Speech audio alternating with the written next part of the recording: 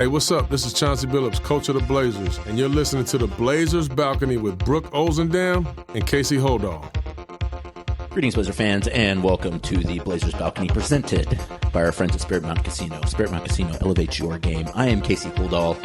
I'm joined by my friend and co-host Brooke Olzendam at her palatial estate in Southwest Portland, the Northwest, the center of the sports world.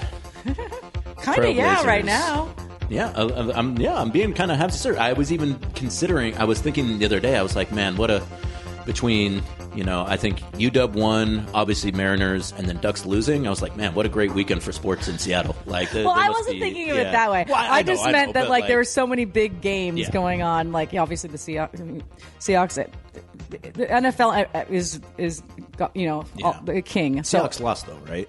Right. Yeah. But just like the looking forward to the weekend, there were so many fun games going on. And if I could just, I won't talk. This is your podcast. The Cougs do whatever you want. Almost beat Ole Right. Miss. Gosh, I wish they would have. I know you texted me during it. I did, yeah. I was watching. We were watching it. We were hanging on every play. They played so well. And I won't go into detail. I won't bore you with it because it's not. There might be a few Cougs fans out there, but it was just they played really well, and it was against a highly ranked team. And we just needed a feel-good moment. I really wanted the win, but I still feel good about how they played, and that's all I'll say about that. And then the Mariners, I'll kind of sashay over to the Mariners, who have been so fun. My dad and my son were over at his friend's house watching the 15-inning game. Right, yeah.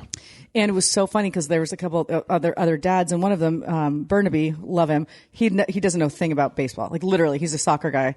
He's doesn't know anything. Burnaby sounds like a soccer guy's name. Yeah. He's awesome. I love him. He's asking my dad everything, how many, why is that? Why is literally questions. It was really cute, and he was being very vulnerable because he knew nothing, nothing.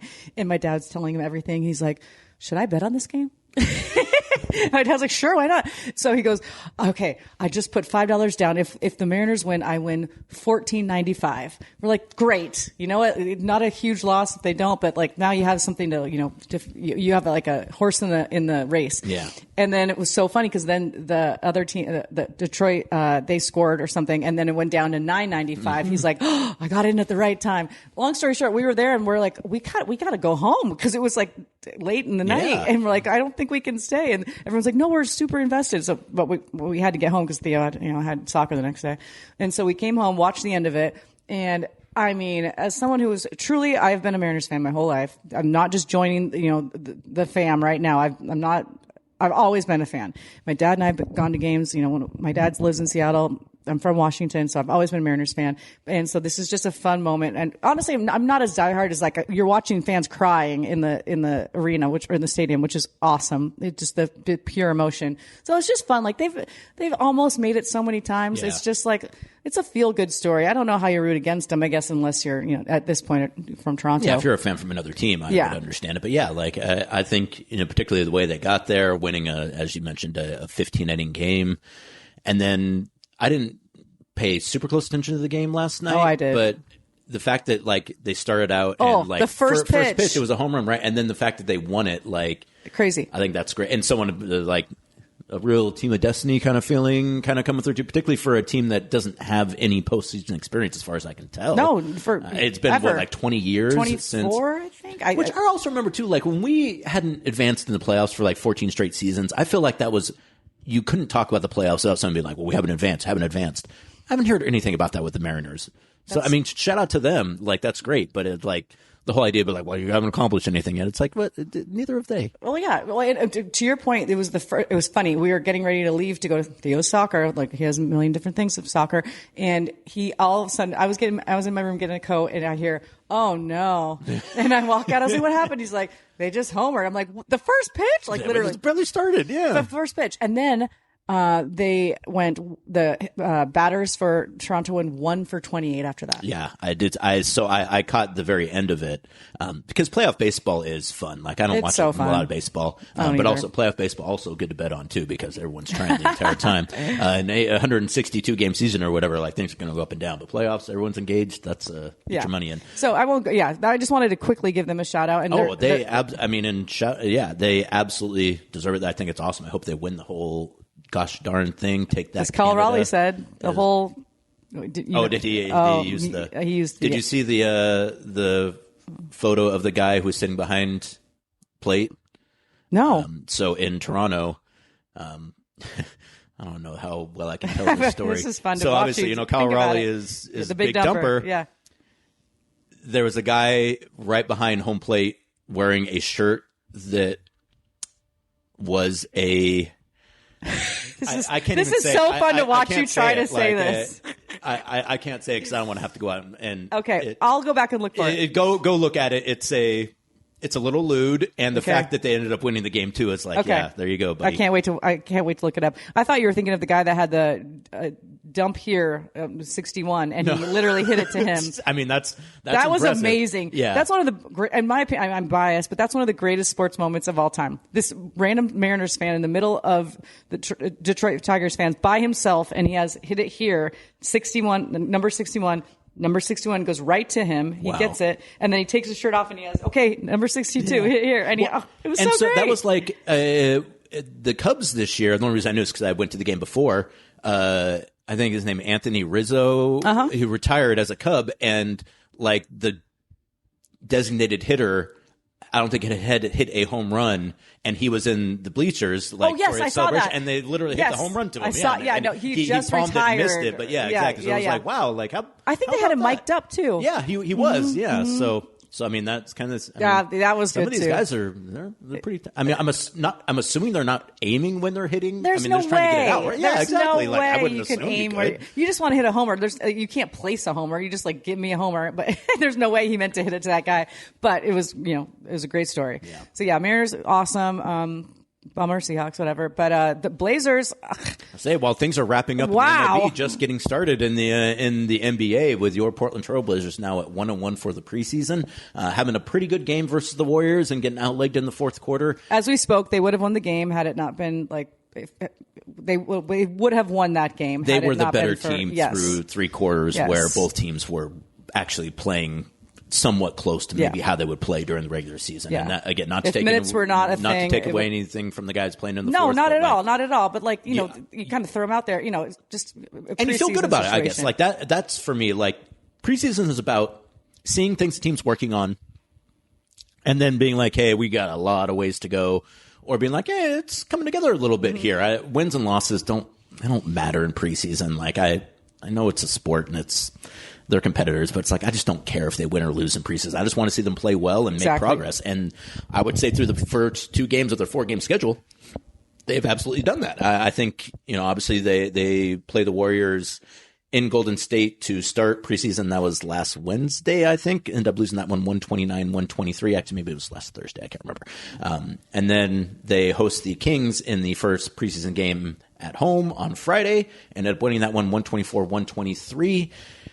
So I would say in general so far, again, like I think between the defense and kind of the new stuff they're trying to do offensively in terms of looking cohesive, like I just feel like they've played pretty well. Like there hasn't been a whole lot of time where I've been watching them and been like, boy, they're really not close. And again, I think I mentioned that on the last podcast. I feel like we were watching training camp maybe a few years ago, and we were talking, and I was like, they do not look ready to play. And then you see how they played in this preseason so far, and it's like, man, they look great, pretty good. No, they look great, and it's like I even joked about it today at media.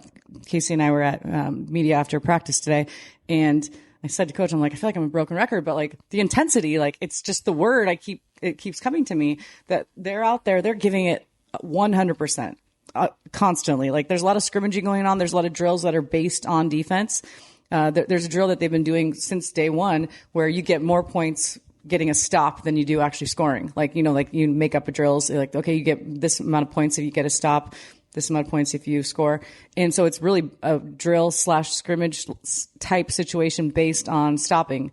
And they are all into it. Like, I mean, they get pumped, they're hitting the ground, they're yelling at the refs. I mean, it's like it's a real game. And so it's really been fun to watch. And I agree that first game, I won't continue to say it, but like the first half was beautiful. It was like, if I could just really quickly say it, and Casey can agree. You can even say it. You don't have to be quick, Brooke. Well, as long as I have lost, and I say I mean, I as a member of the Trailblazers staff have so many heartbreaking losses in that arena at Golden State. I mean, being in there gives me a bit of anxiety, right? Like just being in there, like, I remember that one, I remember this one, I remember that one.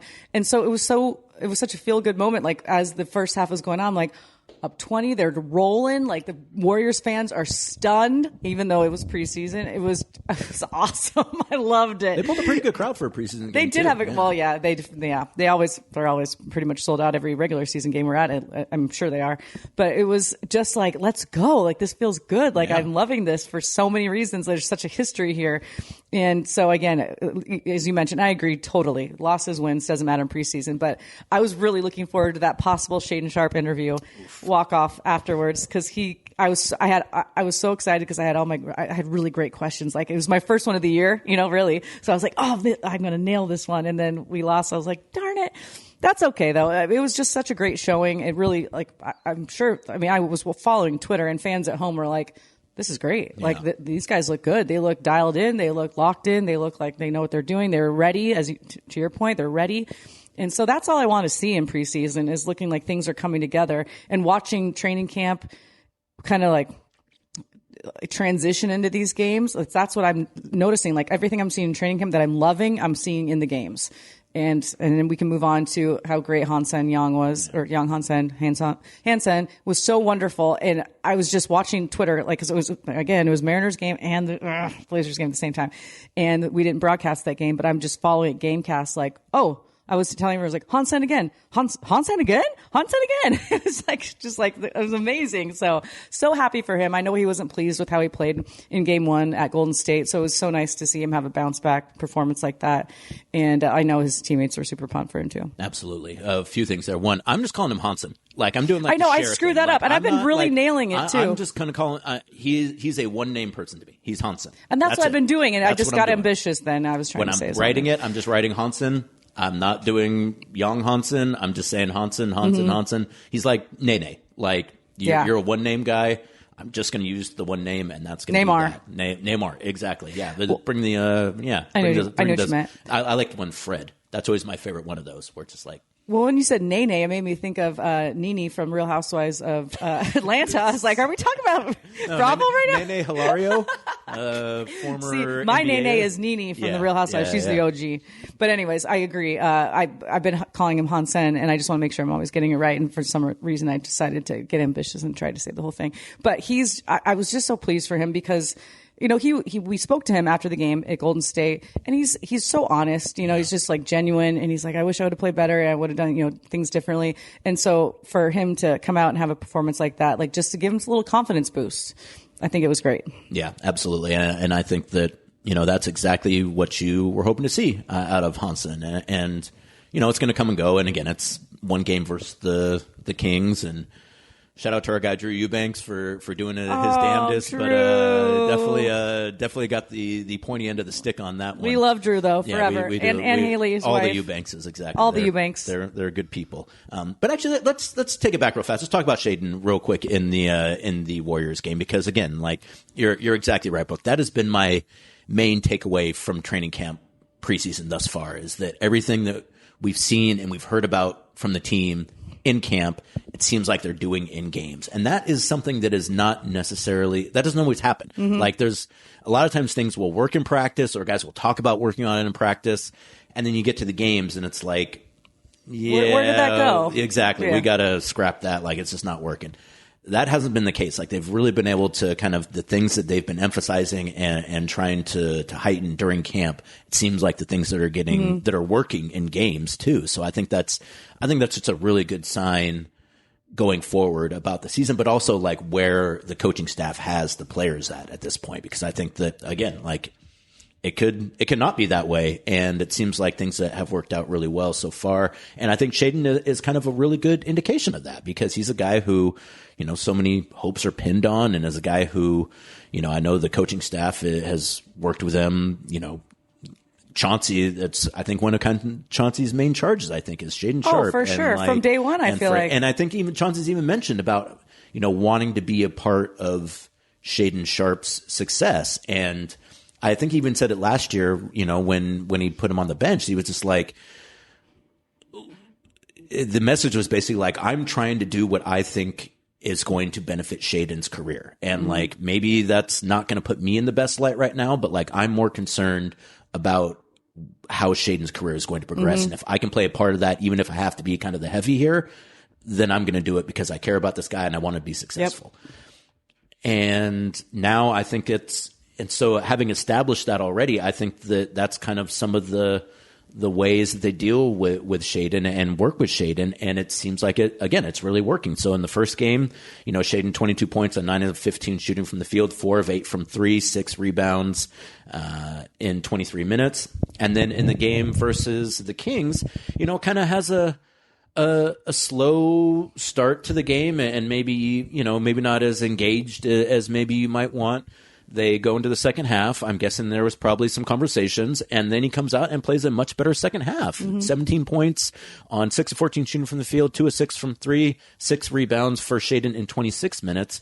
And again, I think you can kind of see like the things that they've talked about kind of being aggressive from the jump and, really being aggressive is not the right word, but like being present and like locked in to what you're doing. Proactive. Yeah, exactly. On both ends of the floor, particularly on the defensive end. Like I think that you're really starting to see that. And it really feels like this could be a season for Shaedon where he really does kind of take that next step. And so like the way that he's played in the first 2 games of preseason, again, I think is a really strong indication of the work they've been putting in at training camp and just the guys buying in as well. And so I think that just a whole lot of reason to be, enthusiastic about that. And then kind of the same idea with Hansen and that, he comes out in that Warriors game and, has a rough go of it and keeps working and is getting supported and getting coached too. Like I really paid attention to Chauncey and Hansen's interactions because I feel like, particularly in a game, like Chauncey is so kind of fired up and into it that like you wonder how that's going to come across to Hansen. And I think Hansen is a guy who probably wants to be coached hard. And there's only so much you can do with the language barrier, I think. But it seems like, they're really trying to put him in a good position. And then, he goes out and has that great third quarter versus the Kings after, again, kind of first half, struggling a bit. Domantas Sabonis, a tough guy to deal with, particularly for a guy like Hansen, particularly for a rookie. And, struggles a little bit there. But then in the second half, like as soon as he had like something to feel just a little bit good about, it's like you could tell that like his confidence grew like almost every single time down the floor. And so the things that I think that they're working on in practice, that the coaching that they're giving players individually, I think is really, you kind of can see it through the way that both Shaedon and Hansen have played in preseason. They both made improvements. And they've both done the things that I think you would hope that they would be able to do in optimal situations in preseason, which I think it puts them on a good footing going into the regular season. And this is going to sound maybe weird, but like those two in different ways, but in the same way, sometimes like need a light of fire underneath them. And for Hansen, it might be like, I'm not sure, I need a little more direction, like, with the language barrier, all that. But like, as soon as like, go do this, put the, I'm giving Chauncey and the coaching staff a ton of credit with what I'm trying to say is that they can see that perhaps, like you mentioned, like at halftime, like tell Hansen, like, this is what we need from you. Go do it. And he's like, okay, I just needed to hear that. And with Shaedon, like we both know he's not the most excitable guy. He's not someone that's going to just go out and be like, let's go hit the ground, like a Scoot would, it's just not his personality. Yeah. So then he might need a fire lit Chauncey to go and be like, bro, what are you doing? We need this from you. We need this, and this. And then that's all Shaedon had to hear and go out and does it, so like, kudos to the coaching staff for like, you have to coach everyone differently. Everyone needs different coaching. Absolutely. And so for those two guys, it's again, similar but different. But at the same time, I can totally see Chauncey like saying like, this is part of like a huge part of my job to get these guys going in whatever way I possibly can. And I think that's something that we've been seeing like in the first 2 preseason games in different ways, but in essence, somewhat in similar ways where like, you just got to tell them like, this is what I need. This is what we need from you. This is what, as a team, we need this from you. And then Shaedon will do it. You just got, sometimes you just need to like, be told exactly like, this is what we need. Go do it. And he'll be like, got it. Yeah. And part of that is having developed that relationship too. And again, like I think that's something that I think people miss sometimes when, you're talking about kind of dealing with young players, there's always this idea that's like, well, just give them minutes. Why aren't they playing more minutes? Give them 35 minutes and just see what they can do. And it's like, yeah, in some instances that makes sense and can be effective, but it's really more about coaching and exactly. And like using those minutes to accomplish something, particularly in the preseason. And if it's just like, hey, just go play as hard as you can for 35 minutes and, whatever, like you'll just get better through kind of just playing a lot. It's like, no, I mean, some just doesn't, some guys need it different. Exactly. Needed, and so for a guy like Shaedon, it's like, if now that like he's been with Chauncey for a few years now, like they know each other, like there's trust there. There's trust and trust. Exactly. Like there's an understanding there and a trust there and a mutual kind of, again, understanding that like, hey, like I'm doing this because I want what's best for you. Like, right. And yes, it's going to make the team better and that's great. But like the fact that those expectations or what is going to be successful for Shaedon also aligns exactly with what is going to be successful for the Portland Trailblazers is great. And so like, everybody wins. Exactly. So having that basis, I think is really important. And it allows Chauncey now in his second contract with the team to really, again, like kind of do things the way that I think he feels like they should be done. And I think we kind of got to that point last season with Chauncey where, things weren't going especially well. And I think he was basically just like, you know what, like, if this is going to go this direction, like, I'm at least just going to do it the way that I feel like it should be done. And I'm going to live beneficial to the team. Exactly. And it worked. And so I think you got to give him a lot of credit for that and kind of let him rock a bit. I give him a ton of credit for it. And like sticking to your guns. Like, I remember, it's funny, we were just talking about, you and I were talking about this just last week, that when that happened, the whole, like, you're not going to play defense, you're not going to be on the floor. That was kind of a big deal. Yeah. I mean, we talked about it. It was, articles were written, fans were talking about it. And I don't recall like a big step made like that or a big change made like that you saw such tangible results from in at least in my time with the team. Like it was out there. This is what's going on. If you don't play defense, you're not going to play. Okay. Well then if you want to play, let's see you play defense. And then all of a sudden, like we win almost 10 straight. And that goes up and down the roster too. Like it was for everybody. Yeah, it wasn't just Shaedon. It was right. But other guys noticed that too. I guess what I'm saying as well is that like when you set a standard for a guy who everyone knows is really important to the team, like everyone else is like, yeah, okay, I understand that because like I'm not even at that guy's level and he's getting coached that way, so I need to do what I need to do in order to be successful. So no, it was a great move, and like I feel like that set the standard, and it's carried over into this season. It's carried over into the season, and which is that might be why it feels like they're further along. And they didn't have a ton of turnover, and the turnover they did have is you add one 20-year-old.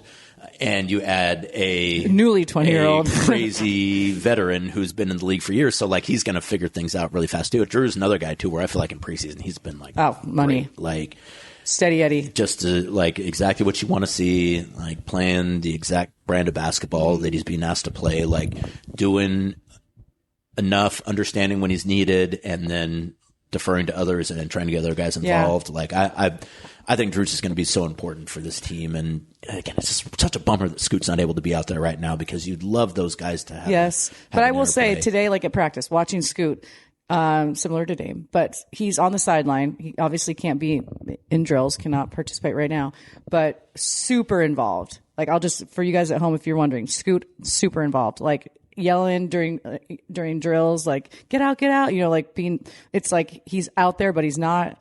He's doing as much as he possibly can as someone who can't participate. So Scoot is dialed in. He's just not able to be in drills right now. But with Jrue, I was going to say today, I don't know why I'm bringing this up, but I just noticed it was something that stood out to me at practice today.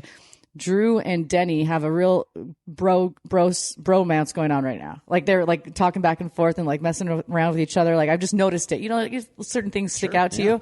So Jrue and Denny going back and forth, like talking all the time. So I always like to follow those sorts of things. Like in the past, we talked about Jeremy and Matisse, like they're BFs. And so I really think that I'm looking forward to watching that relationship progress on the floor too with Jrue and Denny, like Jrue looking for him, cutting and, all the things. So that was just something that stood out to me today. So we'll keep your eye on that.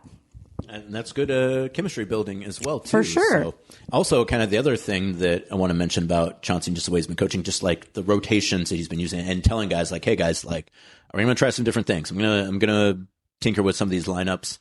And, he posed it to the media being like, guys, don't read too much into it. I'm guessing he probably told the same things to the players as well, which is like, hey, guys, like, I'm trying to figure out what works best for us. I plan on playing more guys this year anyways. So if you're not the guy who's starting, don't take it a certain kind of way, which, is important to say. Players are going to take it the way they're going to take it. It's just the way it goes. But just the idea that, like, look, we're trying to get to somewhere. And if we all kind of sacrifice at least just a little bit, like we're going to have a better opportunity to get to that place. And I feel like this team is built for that. Like I agree. There is no one on the team that is a me first guy. I completely agree. Like it's a roster that is well conceived for trying to kind of play a different way because you got guys like I can't think of a single guy that's like, oh man, I need shots. No. And there's not a distracting personality by any means. Like someone that's like, oh, like, how's it going to go today? This guy, exactly. That guy who was like, okay, well, all right. Nothing. Like it's drama free. And it feels that way to me. I mean, just from someone and Casey does as well, sits and watches. Oh God, Mariners 3-0. Was that a 3-run home run? It says 3-0. Oh.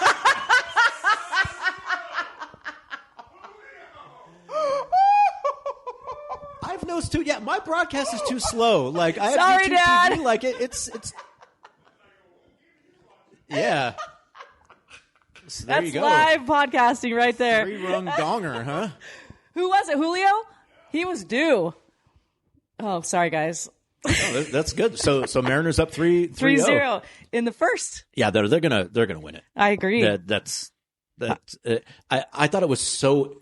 And we were texting about this because I would watch the end of the game and how they were talking about like, boy, what the Mariners, they played a 15-inning game and then they got on a plane to Toronto and then they had to play 2 days later. I'm just like, are you guys kidding me? Yeah, do a back-to-back one night. Yeah, like they play double headers in baseball. Yeah, they do. They'll play 18 innings in a row. And granted, I realize the pitching situation is different, but like if you're a first baseman, how many calories are you expending in a 15-inning game? Like, as much as 1/4 of NBA basketball? There's no way. Yeah. Like, and again, I know it's a different sport. It's a different athletic endeavor.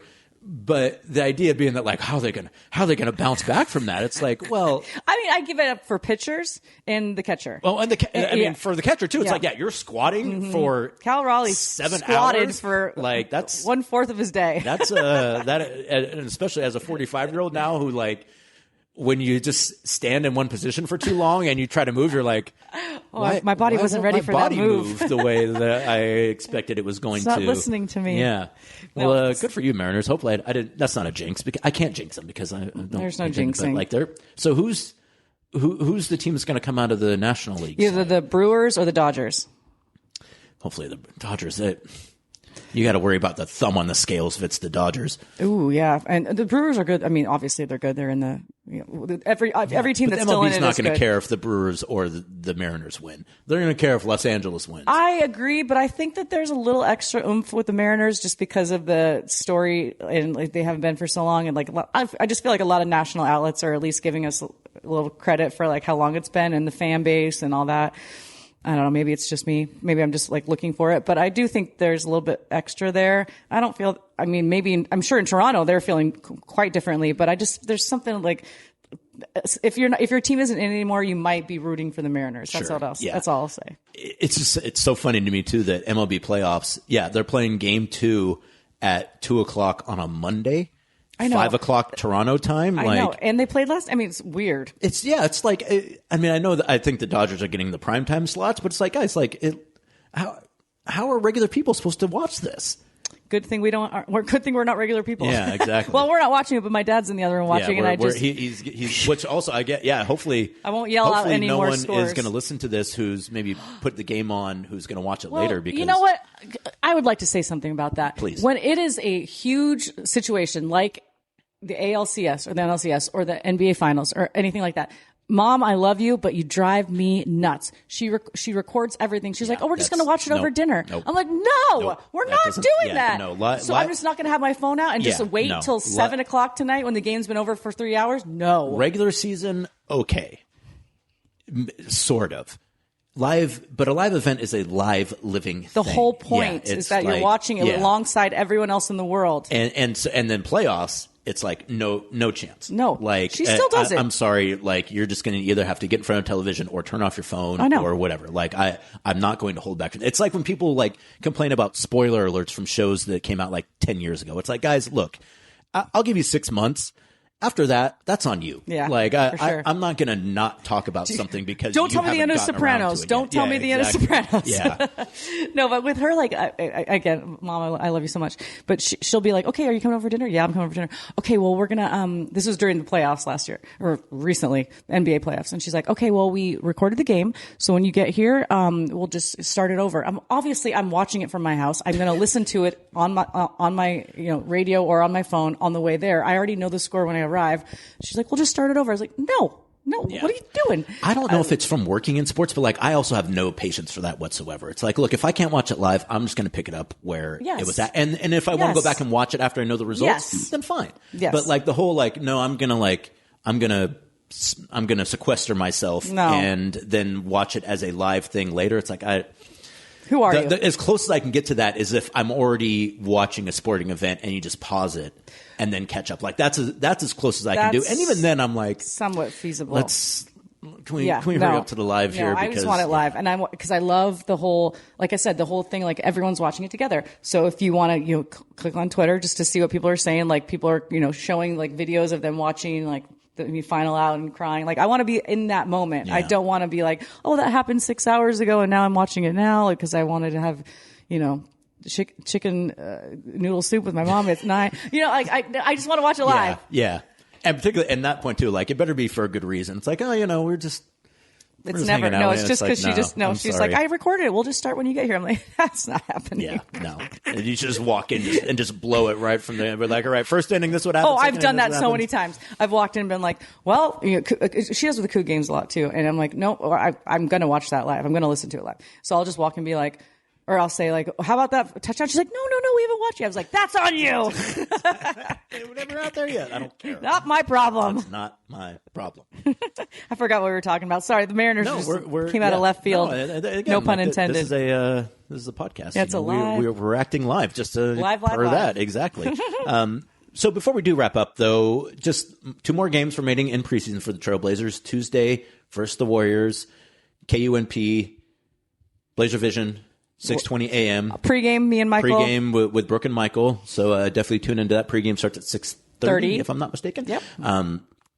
So in these last 2 games, kind of what do maybe you want to see, Brooke? Like what's your expectations for? I'm Chauncey today, and I'd even kind of mentioned this a few days ago. I was curious if he was going to do the whole like last game as a dress rehearsal kind of thing. Doesn't really sound like that's going to be the case. 1, because they're only playing 4 games this year anyways. And 2, because there's like 6 days in between the last preseason game and the first regular season game, which at that point it's like, it's a week ago. What good is a dress rehearsal going to do? So he did say, he's like, I like the idea of a dress rehearsal, but we're not going to. It's one of those things where it's like, if it maybe timed out a different way, if we were playing like 3 days before the regular season started, maybe we would, but. Yeah, that's a little bit too long. So so what are maybe some of the things you'd like to see? Well, so last time we talked, I said I was looking forward to watching the defense and seeing how where they come, because I was so impressed with how they looked in training camp. And I'm going to switch over, and maybe still your answer from last time, but like the offense now, because that's what I've been watching in training camp today. It's been a point of emphasis. They've done a lot of drills where it's like tied at 22 with 2 minutes to go. And it's all about like they've actually done a ton of drills where it's just offense, not even there's no one playing defense. It's just to get down to offense. And I remember Chauncey had said that we're gonna get to that. We're starting with defense because we want to set the precedent, like what we want, what we expect but we will get to the offense. And of course they have, but just watching them kind of get the plays down. And he had said last week also that it's not about necessarily the plays. It's about getting the pace, the speed down. And then he doesn't want to put too much stuff in their brain, like this, the play and this play and this play. And then when you get kind of confused, there's too much going on and you're trying to memorize and do all, you kind of lose like the whole point of what the offense is supposed to do. So watching today, I saw a couple times they stopped down and said, okay, that's not exactly right. Let's do it again. And they always do it again. They always do it again until they get it right, which makes sense. But watching their offense is what I'm looking forward to seeing and how it benefits certain players. We talked to Shaedon today, and he had talked about how it opens things up for him, this new offense, kind of like he gets more looks, can kind of maybe play make a little bit more. Yeah. And other players have said the same thing. So I'm really looking forward to seeing how it benefits certain offensive players, like offensive-minded players, not to say they're not defensive-minded, but the guys that we know can score, how this, like, just seeing how many more opportunities they have and how they're taking advantage of it. So looking forward to seeing that, just like the offense in motion and seeing how guys are attacking it, approaching it, and how it's going to serve them well. Yeah, and I think for me, and I think that's all exactly right. I think the offense is something where that's probably where your attention goes to right now. And to that point about like plays, like, yeah, like one of the whole ideas of a more motion offense is that we're kind of playing in rhythm. And yeah, so that means like, yeah, we're not going to call a play every time down. We're going to kind of like go with the flow of things and let that dictate those reads and how the defense is playing us. That's going to kind of define how we're going to try to attack. So I think that's smart. I'm kind of curious to see, like, in the last two games after Jrue, with the absence of Scoot, who's going to be like that playmaker for this team? And I think we've seen that a little bit. Blake Wesley has been really good. Everyone's raving. I mean, I did a story on it in the first game that we broadcasted. Like, obviously Shaedon has been a huge point of emphasis during training camp, but the second I'd say is Blake. Yeah. So I'm curious to see kind of like if they reduce Jrue's minutes, who kind of picks up those minutes right now. And I think Blake is at this point is kind of more of a defender, kind of more of like almost a wing at the point guard position. So I'm curious like how much like actual point he's going to run, if they're going to kind of like spread that out throughout the team. You mentioned Shaedon. I think the guy can do that. I think Denny's the guy that can do that. I feel like Tamani's been trying to do that a little bit more. So I'm curious to see how that goes in the last two games. And I think, another part too is, what other lineups does Chauncey try to use? Because, as mentioned, the first game, he started Shaedon and Jeremy and brought Denny off the bench. Second game, he started Denny and Shaedon and brought Jeremy off the bench, but then Tamani didn't play in the second half, so then Jeremy started the second half. So I'm curious if in the game versus the Warriors or the Jazz, if they're going to bring Tamani off the bench. And if they're going to try Shaedon, Denny, Jeremy. If they're going to bring Shaedon off the bench and they're going to try Tamani, Denny, Jeremy. I'm curious to see what other tinkering Chauncey does, if any, and then how maybe whatever he sees there will dictate what starting lineup he does choose to go with when this thing tips off for real on the 22nd versus the Timberwolves. 7:00 start time, also on KUNP. 6:30 pregame. 6:30 pregame with Brooke and Michael.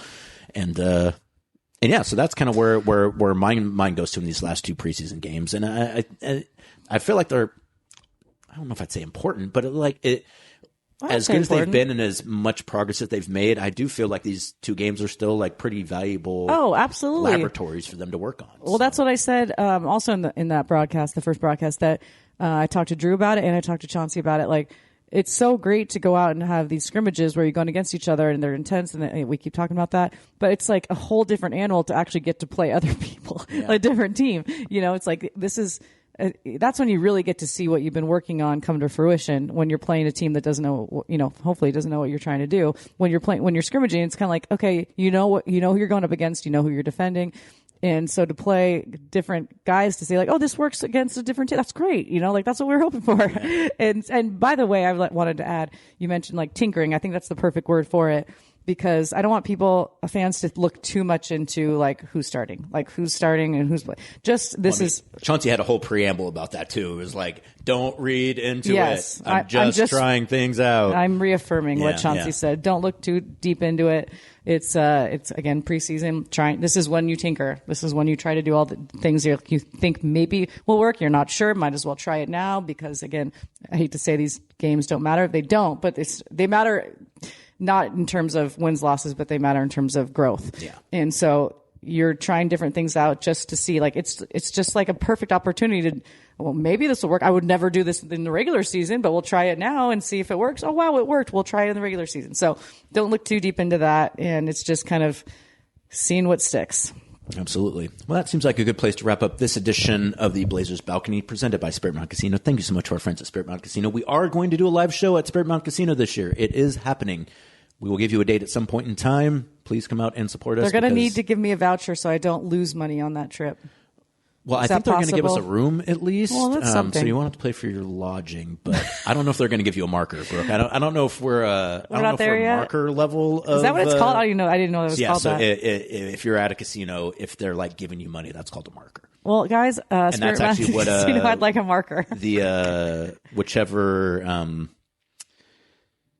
Whichever Morris brother got sideways in Las Vegas, that was over an unpaid marker, basically. Ooh, yeah, so. okay. Well, I will not get involved with that sort of deal. I don't know that they can.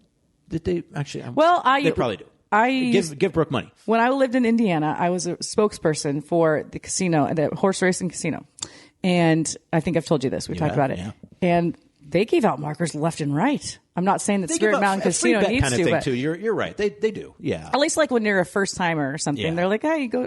Oh, it's 3-1 now. That's like a deposit fine." bonus. Yeah. It's so it. Again, just kidding. I'm just being funny. I just want to go. If they want to give us a marker, I would gladly take one. Spirit Mountain Casino. Go ahead and mark me down that if you guys want to give us a few chips to play with, and then take it back in the winnings like that. That's the thing. Oh, like, trust me, I'll lose what you give me. Pay out. I will give you back what you give me, and more so. Trust me. Trust that. Yeah. Well. So we do appreciate the folks at Spirit Mountain Casino. Yes, we do. Thank you so much for your support. We will be back next week where I guess we'll probably be previewing the start of the regular season. Yeah, I mean, shoot. Will we be in LA? It starts in 7 days? No, we start here. I know. I'm thinking of the next on the road one. On the road we'll be in LA if we're going to record. If we're going to record, yeah. Well, I think we will. Don't you think? Yeah, but we could also record in Salt Lake City. Oh, which I'm just more thinking, Well, guess what? I won't be in Salt Lake City. How is your time best spent in Los Angeles? I will not be in Salt Lake City. It's not. We're not broadcasting. So you're not. No, you're by yourself, bud. Dude, I'll miss you. I know. We do 2 of the 4, so we do both Warriors games. So I will not be in Salt Lake City, but who's picking up the Salt Lake? Blazers Vision was picking. No. I'm talking about regular season. Oh, my bad. Yeah, I know that. Gosh. I'm that first road trip. That's what I thought you were talking about because we're in Los Angeles and then it ends in Salt Lake. Oh yeah, okay, my bad. We can do that. We can do that. Wait a minute. No. They're taking the Salt Lake game as a national broadcast. I was like, that doesn't. I mean, take all of our games, I guess. But I thought you meant. Well, no, the next road trip Salt Lake, which it is, but and you're right. Like we're both right. Right. I will be in Salt Lake for the preseason finale versus the Utah Jazz. Brooklyn will not, but we will both be in both Los Angeles and Salt Lake for the first road trip of the season, which is the 3-gamer. Sorry for the confusion. Yeah, exactly. To answer your question, I'm going to see Amara, our very good friend Amara, in LA. Amara. I know. I better see her too. Yeah, of course you will. Yeah, so we're going to see Amara, which is our favorite thing to do in LA. Yeah. And I think it's back to back, right? Yes. So we won't have a ton of time in LA. No trip to Disney, but no, I know. Oh, remember when we went to the scary when it was one of our funnest road thing? Yeah, in Universal Studios when it was at Halloween. Yeah, that was. And Mara was there, and Bruce was there. Me and Bruce. Tristan was Tristan there. I think it was Tristan. Fernando was there. Yeah, I feel like there was someone. Was Jamie with us? No, that might have been a different time. Oh, but maybe it was. I don't know. No one cares. Either way, they do a whole Halloween thing at Universal Studios. And it was frightening. It was very frightening. But we had so much fun. I just don't have being scared, I just don't have it in me anymore. I hate it more than anything in the world. I just went and I don't know why I did this to myself, but we went to Oaks Park for scare. What is it called? It's right there. Scare. Oh yeah, Scare Grounds. I have a picture I'm looking at right now. It was terrifying, and my son, I don't think will ever forgive me for it. And I had to hold him while we were walking through it with his hood on, looking down. I literally was just guiding someone through a haunted house because he wouldn't look at anything. And I was already scared myself. I hate being scared. Well spent. Oh, it was terrible. I paid so much money for it. But I mean, honestly, it's scary. If you want to go, you should go. I'm not dogging on. Scare Grounds. No, it does what they. Yes. It does what it's supposed to do. It does what it's supposed to do. Then we ended up playing mini golf because we didn't want to go to any more haunted houses. That's a vibe shift from. Though there probably is like a spooky mini golf somewhere right now. Right now, no. It was straight arrow. It was just normal mini golf. Straight up mini golf. But I did see a bunny, which was exciting. There are rabbits everywhere in Portland right now. Is it a thing? So I think so because it's fun. But yeah, I've more and more. I think. There's been some discussions about maybe like the wolf and coyote population in and around the area maybe getting diminished a bit, which has led to an increase in the amount of rabbits. Because, they're not hurting anything, are they?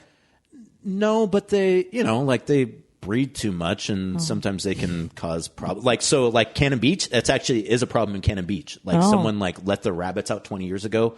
And Cannon Beach is replete with rabbits. No way. Because they just don't have, they have some predators out there, but even less here in the cities. So I've just personally noticed more and more rabbits. I just always get excited when I see them. I'm like, oh my gosh, a bunny. Like I just told you, I saw 4 deer when I was on my run off of Lombard. Show me all the wildlife. I don't care. Columbia Crossing area, which, I just think it's fun. As long as they're not hurting the environment or have the bunnies run wild. I don't mind. No. And then it was really funny. We were on last hole and it was pouring. This was Saturday, so it rained all day. And Theo had fallen. He slipped on hole 1. We didn't see it. All of a sudden, he was laying on the ground. We're like, "What happened?" He's like, "I slipped." Laid out. Yeah, he was totally laid out. And we're like, "Well, none of us saw it." But we're like, so we started giggling. He's like, "That's not nice." And I'm like, "Sorry," but he was fine. And then this guy who had gone to the bathroom was going back to hole 8 with his.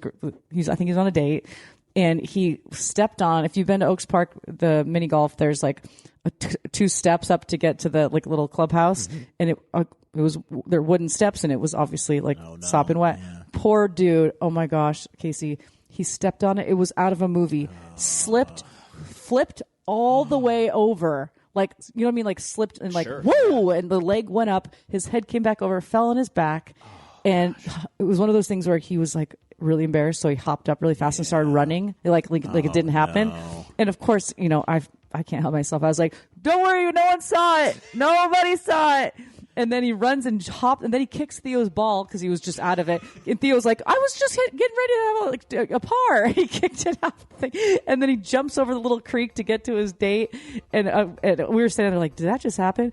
And then as we're walking out, the phone he had dropped his phone on the ground, so we had to deliver his phone back to him, which embarrassed him even more. So if you're listening, buddy, how are you doing? I've been thinking about you ever since. It was the hardest fall I've ever seen in real life. Yeah, maybe lucky that he flipped all the way over. Totally. On your neck or your head. Oh, I know. That's a bad day. And the bunny was just sitting right next to him, just watching the whole thing. Exactly. And that would be my point too. Is that they don't even care. They're like, no. I have a picture of Theo right next to it. On that note, bunnies. Yeah. Well, thank you so much for joining us. As always, we'll be back next week. Tuesday versus the Warriors. Thursday versus the Jazz. Leading into the start of the regular season, the 22nd. Casey will be there. I will not. We've established this. Exactly. Yes, we will both be doing our jobs. So we'll talk to you soon. Talk to you later. Peace out, bunnies.